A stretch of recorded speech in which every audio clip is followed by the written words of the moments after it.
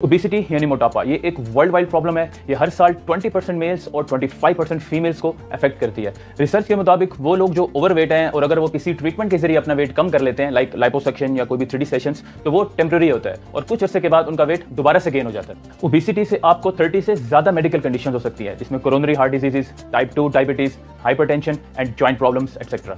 तो मोटापे को खत्म करने के लिए काफी मेथड्स यूज होते हैं, लेकिन सबसे सक्सेसफुल डाइट और एक्सरसाइज है, जिससे आपका वेट दोबारा गेन नहीं होता। तो डाइट से रिलेटेड आपको मार्केट में डाइट्स की बुक्स मिल जाएंगी, या स्लिमिंग क्लब्स हैं, या कोई डाइटिशियन या कोई ट्रेनर आपको डाइट प्रेस्क्राइब कर देता है। लेकिन सिर्फ डाइट से काम नहीं चलेगा, आपको अपनी डेली लाइफ में फिजिकल एक्टिविटी को इंक्रीज करना होगा। उससे क्या फायदा होगा कि एक तो आपकी फिजिकल फिटनेस भी अच्छी रहेगी, दूसरा आपका वेट भी मेंटेन रहेगा। जब भी लोग वेट लॉस करते हैं तो एक तो उनकी स्किन हैंग हो जाती है, दूसरा उनका फेस भी खराब हो जाता है, और एक्सरसाइज और डाइट सही ना होने की वजह से वो एजेड लगने लगते हैं। और कुछ टाइम के बाद जब उनको उनके फ्रेंड्स वगैरह देखते हैं तो वो यही कहते हैं कि यार ये क्या किया आपने अपने साथ, जिससे क्या होता है कि आप डिप्रेस हो जाते हैं और जो फिजिकल एक्टिविटी आपकी पहले थी या एक्सरसाइज आप जो कर रहे थे वो भी छोड़ देते हैं, जिससे आपका वेट दोबारा से गेन हो जाता है। तो इसकी क्या वजह होती है कि एक तो आपका मसल लॉस हो जाता है प्रॉपर ट्रेनिंग ना करने की वजह से, अपनी डाइट में प्रोटीन का इंटेक ना होने की वजह से। तो अगर यही दोनों चीजें आपकी प्रॉपर होंगी तो आपका वेट भी अच्छा रिड्यूस होगा और आपकी बॉडी भी लीन हो जाएगी।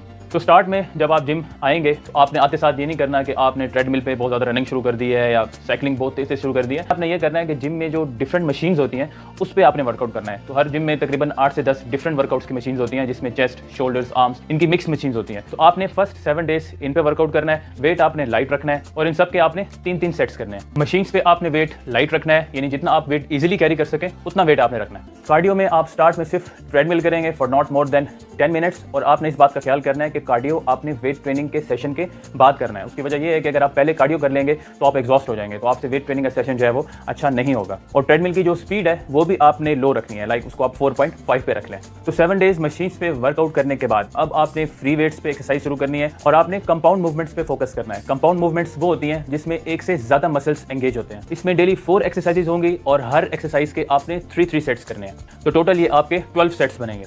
तो मंडे को आप स्टार्ट करेंगे डेडलिफ्ट से। डेडलिफ्ट में जब आप बारबल को डाउन लेके जाएंगे तो एक तो आपने अपनी चेस्ट को फॉरवर्ड रखना है, दूसरा नीचे जाते हुए आपने अपनी हिप पे प्रेशर रखना है, क्योंकि डेडलिफ्ट की जो मूवमेंट है ये हिंज ऑफ द हिप है। उसके बाद आप स्क्वाट्स करेंगे। स्टार्ट में आपने 2 से 3 दिन बॉडी वेट स्क्वाट्स करने हैं, और जब स्क्वाट्स आप करेंगे और जब आप डाउन जाएंगे तो आपने एक तो ये कोशिश करनी है कि आपकी जो नीज हैं वो एक तो टोस से फॉरवर्ड नहीं जाएंगे, दूसरा आपने हिप पे प्रेशर देके रखना है और हाफ वे डाउन जाना है। और उसके बाद जब आप खड़े होंगे तो आपने नीज को लॉक नहीं करना। उसके बाद आप करेंगे स्ट्रेट बेंच प्रेस, जिसमें आपके पूरे चेस्ट के मसल्स एंगेज होते हैं, जिनको हम पेक्टोरल मसल कहते हैं। उसके लिए आपने एक स्ट्रेट बेंच पे लेट जाना है और एक बारबल आपने ले लेना है, और जब बारबल को आप नीचे डाउन लेके आएंगे तो आपने अपनी निप्पल लाइन पे लाना है। एल्बोज थोड़ी सी आपने फॉरवर्ड रखनी है, ऑल द वे डाउन जाना है, चेस्ट को स्ट्रेच करना है and then all the way up, और चेस्ट को आपने फ्लेक्स करना है। इसके बाद आपने पुलोवर्स करना है। पुलोवर्स में आपकी चेस्ट के मसल्स भी एंगेज होते हैं और इसमें आपका एब्डोमेन भी हिट होता है। पुलोवर्स के लिए भी आपने एक बेंच पे लेट जाना है, लाइट सा कोई डंबल आप पिक कर लें और उसको नीचे जाते हुए आपने एल्बोस को बेंड रखते हुए जाना है और ऊपर आते हुए एल्बो स्ट्रेट करेंगे और चेस्ट को आपने फ्लेक्स करना है। तो अब बात करते हैं डाइट की।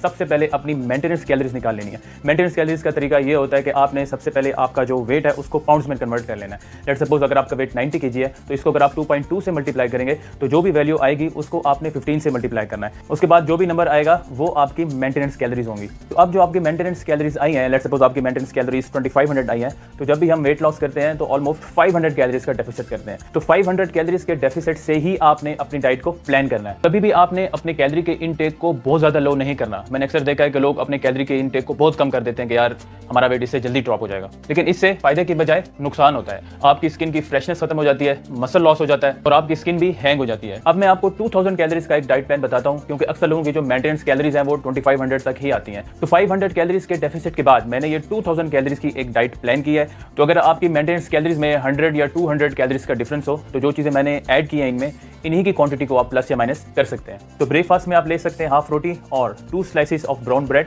और उसके साथ आप लेंगे 4 एग वाइट्स और उसमें एक योग ऐड कर लें और इनको आप बॉईल कर लें, या ऑलिव ऑयल या सनफ्लावर ऑयल में इसको आप फ्राई भी कर सकते हैं और थोड़े से प्याज और टमाटर भी ऐड कर सकते हैं। उसके साथ आप लेंगे 1 cup of whole milk without sugar, और इस मील से आपको मिलेंगी 485 कैलोरीज। लंच में आप लेंगे हाफ रोटी या हाफ प्लेट बॉइल्ड राइस भी ले सकते हैं आप। उसके साथ आप लेंगे 250 ग्राम्स चिकन टिक्का, और चिकन का आपने चेस्ट पीस यूज करना है क्योंकि इसमें प्रोटीन बहुत ज्यादा होती है, और इसको कुक करने के लिए आप 1 टेबलस्पून सनफ्लावर ऑयल का यूज़ कर सकते हैं।